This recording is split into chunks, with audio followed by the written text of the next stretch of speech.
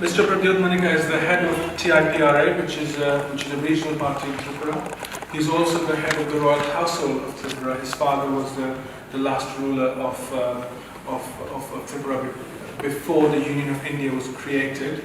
I'm not going to steal his thunder, but he set up a new political organisation that represents the people of Tripura. They've had quite a lot of electoral success. So without once again taking up the space, I'll pass on the microphone to him. Please give him a warm welcome.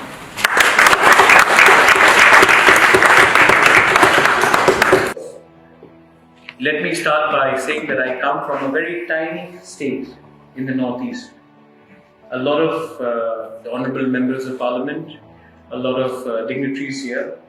When you think about India, you generally think about Delhi, Bombay, Calcutta, maybe Bangalore.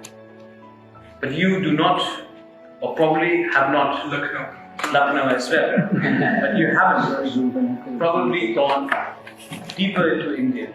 And India, which has had strong cultural links with your country.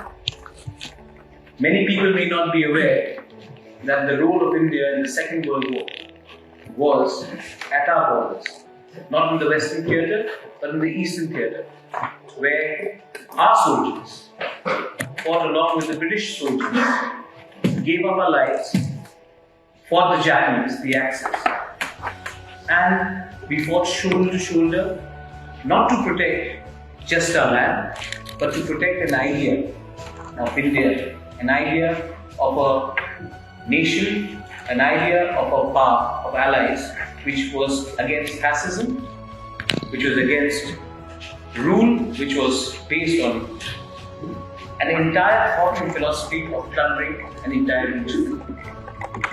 We lost my grandfather himself in recipient of the Burma Star. We lost our family members, but we fought, and we fought bravely, and the British government gave us the honour of a Burma Star. It's just not us. People in Nagaland, another part in the northeast, if you go there, you will see a war memorial. For our today, we give up. For your today, we give up our tomorrow. For your tomorrow, we give up our today. People have sacrificed in Manipur. People have sacrificed. People in the northeast have had long cultural links with Great Britain. I've never studied outside. I studied in the northeast, but I do believe that my English is clear enough so that we can relate to you. And that was the education system that you gave us. Today, in our country, because one of the agenda is cultural links, today in our country, we communicate with each other in a language which we feel comfortable in. If I go to South India, we speak in English. If I go to North India, if I know Hindi, I speak. Otherwise, we speak English. The reason why India has come up today is also compared to China, is because when we arrive in a foreign land, we already have the control or the command over a language. So we do not come here without any, we come here with a certain advantage. And today, in the information technology, in the IT sector, in the service sector, we have marched ahead compared to our neighbors. It's again because of our command of the English language. There is a huge cultural angle which people often overlook. Where we come from, Tripura, is a small tiny state. Our region, northeast, is surrounded by China. If you consider Tibet, and then Soviet, Tibet, Bangladesh, Bhutan, Myanmar. All countries which don't necessarily adhere to democracy. Yet, we swear by the democracy which has been handed down to us by our constitution, founding fathers. So when we talk about aspirations, when we talk about identity, I am wearing this risa. To many of you, this would be not India. But what is India? India is a nation within nations. What is India? India does not have just one culture, which I'm sure you all know about it, but we need to deliberate even more. India does not have a particular look. India does not have a particular dress. India does not have a particular culture. Yes, we are a part of the Indian nation. But I urge all of you, come visit the Northeast. Come look at us. Maybe you will find more closeness, historically, politically, and culturally, than the rest of the country. But that does not happen. Because it's like, I really like that Narendra said that his constituency will greatly benefit if India Great Indian relations comes up, the trade agreement comes up. That's how London. It's an area which is beyond London. So there, Manchester, somebody from Puila, somebody from Portsmouth. The idea is that you have to go, you cannot just be dependent on big cities anymore. They have saturated. The growth of India or growth of any nation is no longer restricted to the cities. You have to look beyond it. And I'm very happy that today we have been given an opportunity to come and speak here. Honorable MP spoke about geopolitical issues. We know about geopolitical issues. We have been through geopolitical issues. We've been through insurgency, we've been through a lot of turmoil. But I come here today, as rightly a member of parliament from he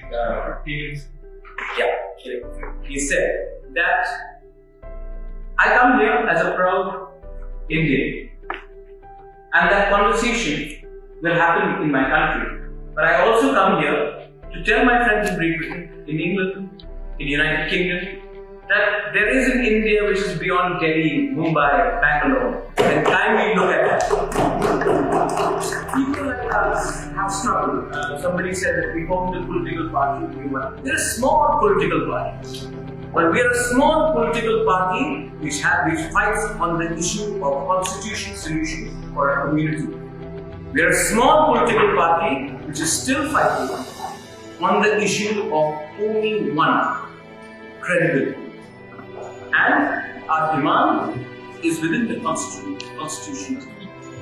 And I would like all of you, much like you visit Delhi, please come to our park. Much like I've come to London, I would like to go to see British countryside. There is so much that we have learned from you. And there are so many stories which have gone unheard. Just because it has not been told properly.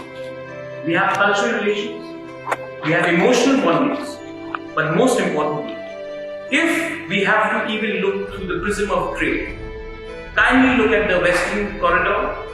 You have nations like Pakistan, Afghanistan, Iran, which are not necessarily stable. When you come to the east, you're looking at Thailand, you're looking at Bangladesh, you're looking at Myanmar, you're looking at the ASEAN countries, a far more friendly neighborhood for you to do trade. India, being a democracy, can be, and the northeast of India, being a democracy, can be a landing ground for all people. Education is something that we deeply desire. Because we believe, amongst our twiprasarwchapmwng community of tribals, that if you can provide us education, then tomorrow the economics of the state, the economics will proceed further. Manchester is a student town, I agree. So was Shillong, so was parts of Assam. So there are possibilities, but that possibility can only happen if we start giving each other time. So I'm very happy that you met with, you've given us an opportunity.